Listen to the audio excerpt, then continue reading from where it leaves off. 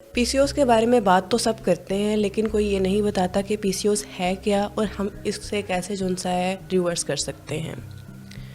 آپ نے دیکھا ہوگا کہ آپ کی روٹین وہی ہے، وہی چیزیں آپ کھا رہے ہیں، لیکن اس کے باوجود آپ کا وزن ہے بڑھتا جا رہا ہے، آپ کے بال پتلے ہو رہے ہیں، آپ کو پیریڈ ریگولیشن میں ڈیفیکلٹی ہو رہی ہے، آپ کے ساتھ ایج والی خواتین لڑکیاں ہیں وہ کنسیو کر رہی ہیں، لیکن آپ اپنے ٹیسٹ پہ ٹیسٹ کروائی جا رہی ہیں اور آپ کا روٹین سیٹ نہیں ہو رہی۔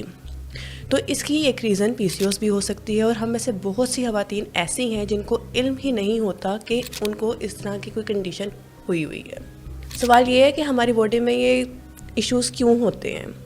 ہماری باڈی کے کچھ ہارمونز ہوتے ہیں جو کہ امبیلنس ہو جاتے ہیں، like پروجسٹیرون، testosterone, androgen hormones, male hormone ہوتا ہے جو کہ ہماری باڈی میں زیادہ اماؤنٹ میں نکلنے لگ جاتا ہے، جس کی وجہ سے ہمیں پیریڈس ارریگولیشن، پریگنینسی پرابلم جیسے ایشوز کا سامنا کرنا پڑتا ہے۔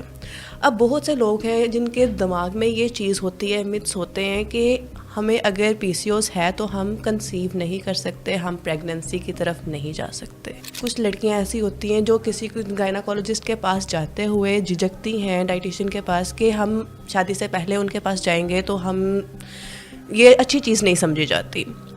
تو اس کو جب آپ سٹارٹنگ میں ہی دیکھ رہے ہیں، کسی بھی ایشو کا سامنا کر رہے ہیں، تو اس کو سٹارٹنگ سے ہی کیور کریں گے تو یہ آپ کے لیے ہی فائدہ مند ہے۔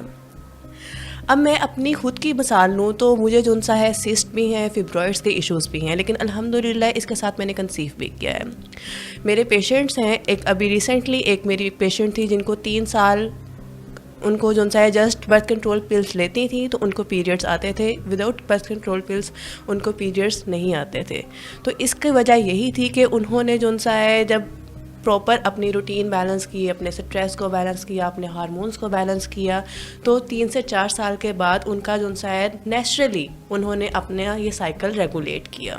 پی سی اوز کی ٹائپ کے بارے میں اگر بات کریں تو ہم میں سے بہت سی خواتین لڑکیوں کو اس چیز کا علم ہی نہیں ہوتا۔ ہم کہتے ہیں کہ ہاں ہمیں پیریڈس کے ایشوز ہیں تو یہ سارا کچھ ایک ہی ریزن ہے، جبکہ اس کی ڈیفرنٹ ٹائپس ہوتی ہیں۔ انسولین ریزسٹنس، ہمیں شوگر کی کریونگز ہوتی ہیں، ہمارا دل کرتا ہے کہ ہم میٹھی چیزیں ہیں وہ زیادہ کھائیں۔ سٹریس ایک بہت امپورٹنٹ فیکٹر ہے جو کہ اس کو ریگولیٹ کرتا ہے۔ اس کا امبیلنس ہونا، کورٹیسول کا امبیلنس ہونا، ہمیں یہ چیزوں کا سامنا کرنا پڑ سکتا ہے۔ پوسٹ پل پی سی اوز کہ ہم میں سے بہت سی خواتین ہیں جو کہ ایک ٹیمپوریری ٹریٹمنٹ کی طرف جاتی ہیں، ہم اس کو پرماننٹ ٹریٹمنٹ کی طرف نہیں لے کے جاتے۔ پرماننٹ ٹریٹمنٹ میں یہی چیز آتی ہے کہ آپ اس کو ڈائٹ اینڈ لائف سٹائل کے تھرو اس کو ٹریٹ کریں۔ بہت سی خواتین اور لڑکیاں میں نے ایسی دیکھی ہیں کہ جنہوں نے 3 سے 4 دفعہ برتھ کنٹرول پلس کے سیشنز کمپلیٹ کیے ہیں، لیکن اگین جب وہ کمپلیٹ کرتی ہیں کچھ ہی عرصے بعد ان کو یہ سارے ایشوز کا سامنا کرنا پڑتا ہے، جس کی مین ریزن یہی ہوتی ہے کہ انہوں نے اس چیز کو پرماننٹلی ہیل نہیں کیا ہوتا۔ اب سوال پیدا یہ ہوتا ہے کہ ہم اس کو کیور کیسے کر سکتے ہیں؟ اس کو کیور کرنے کے لیے سب سے پہلے تو ہمیں اپنی نیوٹریشن کو بیلنس کرنا ہے۔ بہت سی لڑکیاں یہ سوچتی ہیں کہ ہم نے ہائی کارب ڈائٹ کی طرف نہیں جانا، بالکل ایسا ریزن نہیں ہے۔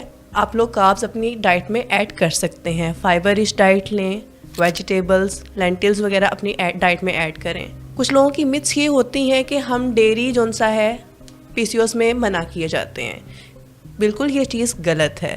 آپ ڈیری، ملک، یوگرٹ وغیرہ لے سکتے ہیں، ہر ٹائپ پہ ڈیپینڈ کرتا ہے کہ آپ کی کون سی ٹائپ ہے اور آپ نے کن چیزوں سے پریونٹ کرنا ہے اپنے آپ کو۔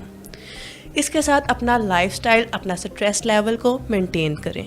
کچھ سپلیمنٹس ہوتے ہیں جن کو ہر ٹائپ کے لحاظ سے دیکھا جاتا ہے کہ کس چیز کی آپ کی باڈی میں ڈیفیشنسی ہوئی ہے، تاکہ ایز اے ڈائٹیشین آپ کی ڈائٹ میں وہ چیزیں ایڈ کی جائیں۔ اگر آپ واقعی پریشان ہیں اور اپنی ان سارے سمٹمز کو بہتر کرنا چاہ رہے ہیں تو آج ہی اپنی اپوائنٹمنٹ بک کروائیں، یا پھر آپ کے لیے پی سی او ایس ریسیٹ کٹ ہے وہ ڈیزائن کی گئی ہے۔ It will be free for all of you. Comment cut and I will DM you۔